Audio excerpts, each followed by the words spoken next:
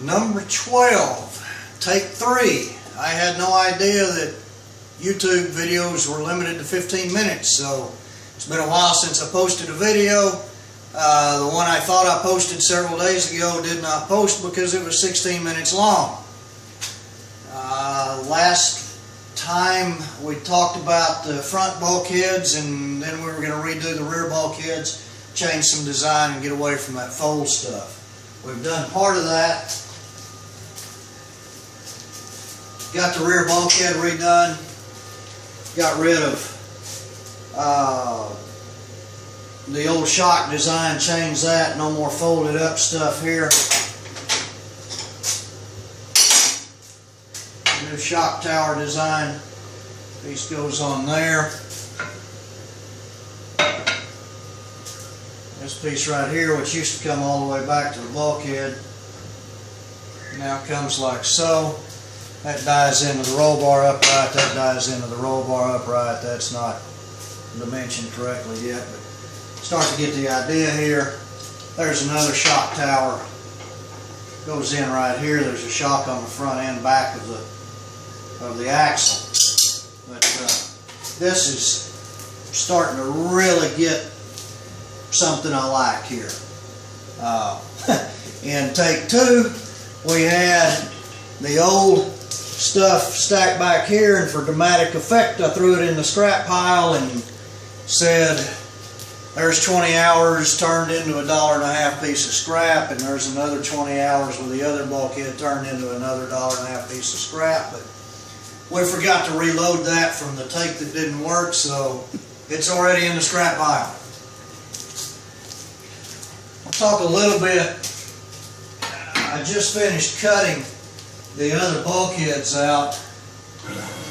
This is a 3-axis CNC router, 12 inches in the Z-axis. I'm going to show you the pieces. Show you the pieces that we've cut here, nested, and ready to cut out. This is the other bulkhead piece. This is that big bulkhead. Some other pieces, battery top box, so forth, that we've changed. In the take that didn't work, I popped this one out to show you how the tabs work. I'm going to come over here and do the same. This is just a chisel. See, these are all tabbed in. If you didn't have these tabs, which is written into the machine program, when it was completely cut out with nothing holding it in, it'd start bouncing around, bind up the bit, and do all kinds of very bad things. But once you have a piece cut, pop the tab, pop the tab, pop the tab, pop the tab.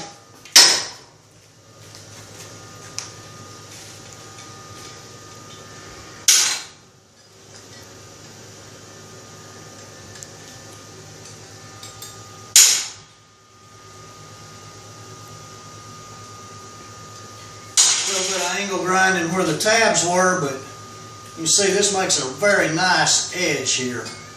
That's that side bulkhead piece again. That's how we're building our pieces. A few things about this. This machine has a vacuum hold down, but I put T-slots in it as well, and if I can bolt it down to the T-slots like what I've done right here, that's a whole lot easier than listening to that jet engine that is the vacuum hold down and running a 3-phase converter and everything else to do that. Everything I've learned on this CNC machine I learned the hard way, but a couple of things. These little points right here are my reference points. If this machine binds up and it throws off and loses 0, if before you cut any of this out, you'll put a couple of reference points that you know exactly where they're at. Now, if you can find those, you can work backwards to find 0 again. But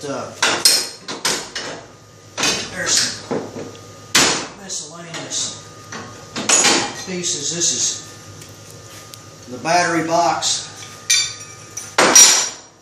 Let's go back over here.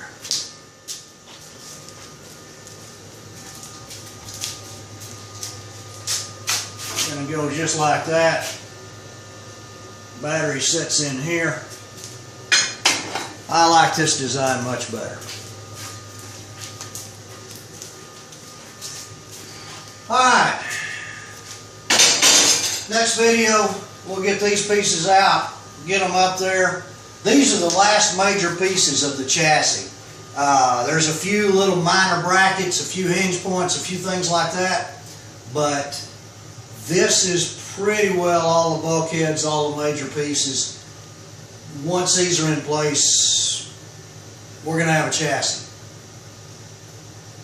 Number 12 wrap, I hope, the third time.